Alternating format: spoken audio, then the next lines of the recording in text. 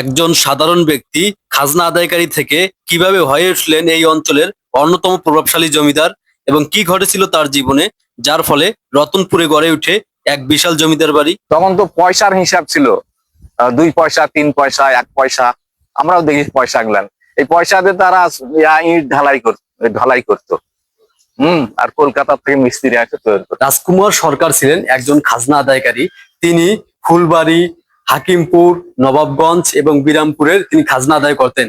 এই যে দেখতে পাচ্ছেন, এখন আমি জমিদার বাড়ির 2 তলায় আছি এবং এর উপরে দেখতে পাচ্ছেন এই সিঁড়ি দিয়ে আপনি ছাদে যাইতে পারবেন, যেহেতু এই সিঁড়িটি এখন ধ্বংসপ্রাপ্ত। এই অঞ্চলে রঘু হাসদা নামে একজন সাঁওতাল বসবাস করতেন। তার অনেক সম্পত্তি ছিল এবং বিশাল বাগান ছিল। রাজকুমার সরকার তিনি তার সম্পত্তি দেখে তিনি লোভে পড়ে যান এবং তার সম্পত্তিগুলো নিয়ে তিনি তাকে বিতাড়িত করেন এই অঞ্চল থেকে। যে মন্দির টন্দির গুলো দেখে গেছেন বা জমা জমি, এই যে মন্দিরের জমা জমি, মন্দিরের নামে জমি আছে, কিন্তু এই মন্দির খায় না। কে কে যে খায় তা বলতে পারি না, কিন্তু মন্দিরটা খুব অবহেলিত। আমি এখন ঠিক দাঁড়িয়ে আছি জমিদার বাড়ির 2 তলায় এবং আমার পিছনেই ইউনিয়ন পরিষদের ভূমি অফিস। আমার সামনে রয়েছে ইসলামিক মিশন মাদ্রাসা এবং আমার ঠিক বামে রয়েছে একটি বড় পুকুর। লোকমুখে শোনা যায় রাজকুমার সরকারের বড় ছেলে মাত্র 16 বছর বয়সে রতন কুমার এই পুকুরে গোসল করতে গিয়ে নাকি মারা যায়। আসসালামু আলাইকুম। আমি এখন দাঁড়িয়ে আছি দিনাজপুর জেলার বিরামপুর উপজেলার রতনপুর গ্রামে অবস্থিত ঐতিহাসিক রখনীকান্ত জমিদার বাড়িতে। কিভাবে একজন ব্যক্তি খাজনা আদায়কারী থেকে হয়ে উঠলেন অন্যতম জমিদার, আজকের ভিডিওতে আমরা জানবো ইতিহাসের এই রহস্যময় অধ্যায় নিয়ে। তো চলুন ভিডিও শুরু করা যাক। আজকে আমি সৈয়দপুর রেল স্টেশন থেকে খুলনা মেলে লোকাল ট্রেনে করে যাত্রা শুরু করব বিরামপুরের উদ্দেশ্যে। আমি এখন চলে এসেছি রতনপুর গ্রামে। এই যে দেখতে পাচ্ছেন মাটির ঘর। গল্পটা শুরু হয় ব্রিটিশ শাসন আমলে। সেই সময় ফুলবাড়ির জমিদারের অধীনে খাজনা আদায়ের দায়িত্বে ছিলেন একজন কর্মঠ ও দক্ষ ব্যক্তি, রাজকুমার সরকার। তার কাজ ছিল বিরামপুর, নবাবগঞ্জ, হাকিমপুর, ফুলবাড়ি এলাকার প্রজাদের কাছ থেকে নিয়মিত খাজনা আদায় করা। নিজের সততা, দক্ষতা এবং কর্মনিষ্ঠার মাধ্যমে তিনি খুব অল্প সময়ে জমিদারের আস্থা অর্জন করেন, আর এই আস্থায় বদলে দেয় তার পুরো জীবন। কথিত আছে, তার কাজে সন্তুষ্ট হয়ে ফুলবাড়ির জমিদার নিজের বোনের সঙ্গে রাজকুমার সরকারের বিয়ে দেন। শুধু তাই নয়, উপহার হিসেবে দেন রতনপুর কাচারি এবং প্রায় 650 বিঘা জমি। একজন সাধারণ খাজনা আদায়কারীর জীবনে এটাই ছিল সবচেয়ে বড় মোড়। এরপর থেকে তাকে আর পিছনে ফিরে তাকাতে হয়নি। রতনপুর কাচারিকে কেন্দ্র করে ধীরে ধীরে নিজের জমিদারি শক্তিশালী করতে শুরু করেন এই রাজকুমার সরকার। বিরামপুর, নবাবগঞ্জ, হাকিমপুর ও আশেপাশের এলাকায় তার প্রভাব বাড়তে থাকে। এক সময় সাধারণ খাজনা আদায়কারী অল্প সময়ের মধ্যেই পরিচিতি হয়ে ওঠেন একজন প্রভাবশালী জমিদার হিসেবে। সেই সময় রতনপুর মৌজায় রঘু হাসদা নামে একজন প্রভাবশালী সাঁওতাল জমির মালিক ছিলেন।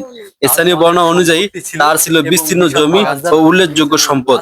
বিভিন্ন ঘটনার মধ্য দিয়ে রাজকুমার সরকারের জমিদারি পরিধি আরো বাড়তে থাকে এবং তিনি এই অঞ্চলের অন্যতম ক্ষমতাবান জমিদারে পরিণত হন। এই জমিদারির কেন্দ্র হিসেবে নির্মাণ করা হয় একটি দৃষ্টিনন্দন দ্বিতল অট্টালিকা। সেই সময়ের নির্মাণ শৈলী অনুযায়ী ইট, সুরকি ও অন্যান্য উপকরণ দিয়ে তৈরি ভবনটি ছিল বেশ সুদৃশ্য। চারপাশে ছিল বাগান, পুকুর এবং বিস্তীর্ণ জমি। এখান থেকেই পরিচালিত হতো জমিদারির বিভিন্ন প্রশাসনিক কার্যক্রম।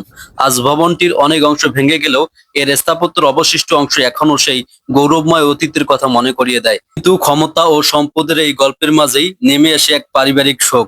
জানা যায় রাজকুমার সরকারের 2 পুত্র ছিলেন, রতন কুমার এবং রখনীকান্ত। বড় ছেলে রতন কুমার মাত্র 16 বছর বয়সে একটি পুকুরে গোসল করতে গিয়ে মৃত্যুবরণ করেন। এই আকস্মিক মৃত্যুতে পুরো পরিবারকে শোকের সাগরে ডুবিয়ে দেয়। পুত্র শোক রাজকুমার সরকারকে গভীরভাবে আঘাত করে। কিছুদিনের মধ্যেই তারও মৃত্যু হয়। এরপর জমিদারি দায়িত্ব গ্রহণ করেন তার ছোট ছেলে রখনীকান্ত। তার নামেই পরবর্তীতে এই ঐতিহাসিক অট্টালিকাটি পরিচিতি লাভ করে রখনীকান্ত জমিদার বাড়ি নামে। এভাবেই একজন সাধারণ খাজনা আদায়কারীর হাত ধরে শুরু হওয়া ইতিহাস পরবর্তী প্রজন্মে এসে একটি ঐতিহাসিক জমিদার বাড়ির পরিচয় রূপ নেয়। সময়ের সঙ্গে সঙ্গে বদলে গেছে অনেক কিছু। এক সময় যে অট্টালিকায় জমিদারদের আনাগোনা ছিল, যেখানে প্রতিদিন প্রশাসনিক কার্যক্রম চলত, আজ সেই ভবনের অধিকাংশ অংশই হারিয়ে গেছে। বর্তমানে এই ঐতিহাসিক জমিদার বাড়ির স্মৃতিচিহ্ন হিসেবে টিকে আছে একটি দ্বিতল ভবন। দীর্ঘদিন সংস্কার এবং রক্ষণাবেক্ষণের অভাবে ভবনটির বিভিন্ন অংশ ক্ষয়প্রাপ্ত হয়েছে।